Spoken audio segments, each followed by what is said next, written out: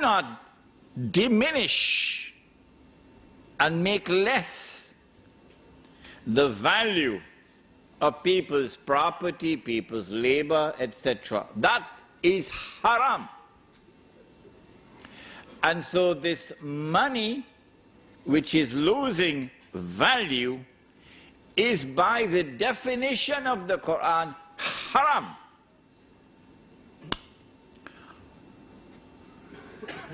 But we were asleep. Let me include myself in it so nobody will be angry with me. We were all asleep.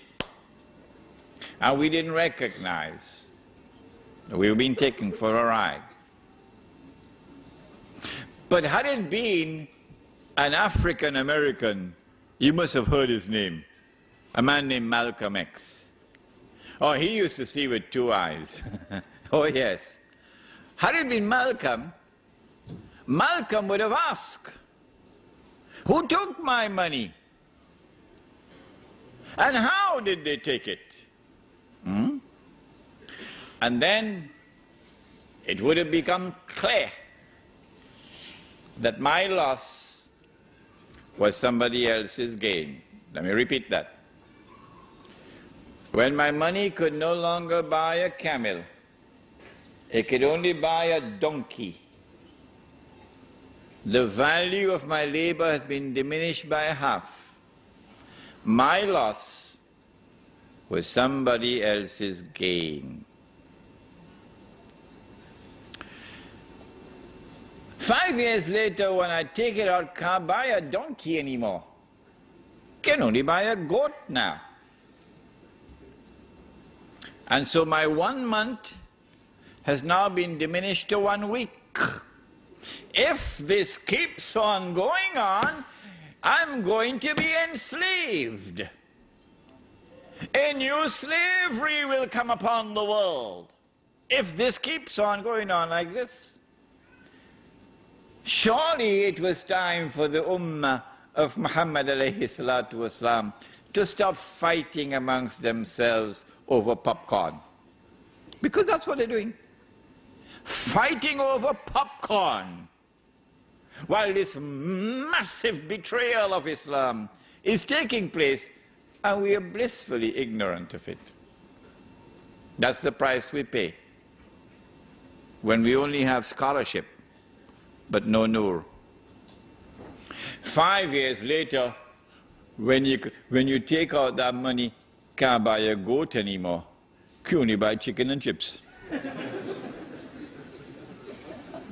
That's where Indonesia is now. That is where Indonesia is now, chicken and chips. That's where Turkey is now, chicken and chips. Yes. And still we're fighting over popcorn. If you're 17 years of age tonight, son and daughter, this lecture is for you. They've been fighting over popcorn while the slavery has come upon us. The Indonesian rupiah is now trading at about 10 to 11,000 rupiah to $1 US. And you'd want to know, well, why is the relationship, the value of the money always linked to the US dollar? We'll explain to you that tonight. When the Indonesian rupiah collapsed 3 years ago, dramatically, there was nothing wrong with the Indonesian economy. The International Monetary Fund or the World Bank just 2 or 3 months earlier had given a clean bill of health to the Indonesian economy. Nothing significant had changed in that economy when George Soros and company attacked. And the banking centers around Indonesia attacked. Singapore, let's put it into the record tonight, is one of them. The Indonesian rupiah collapsed overnight. It was trading, I think, about 8,000 and it fell to 20,000 within a matter of 1 week. And more than a half of the population of Indonesia were instantaneously reduced to poverty. There is such massive poverty in Indonesia today that the country is riddled with violence. And our sisters, oh, let's put it, my sister and my daughter and my mother must now sell her body for $1. It's very cheap now, $1. Yeah, it's happening while those fellows are fighting over popcorn. What about Turkey? It's not by accident that Indonesia was attacked. It's not by accident that Turkey was attacked like this. Because the Indonesian is different. He's a warrior, he's a fighter. He'll give his life for Islam, the Indonesian. And the Turkish Muslim in the villages are like that. They love the deen and they'll fight for it and they'll give their lives for it. But Israel needs Turkey. Israel needs the water of Turkey. And Israel needs the support and the alliance of the Turkish military of Mustafa Kemal.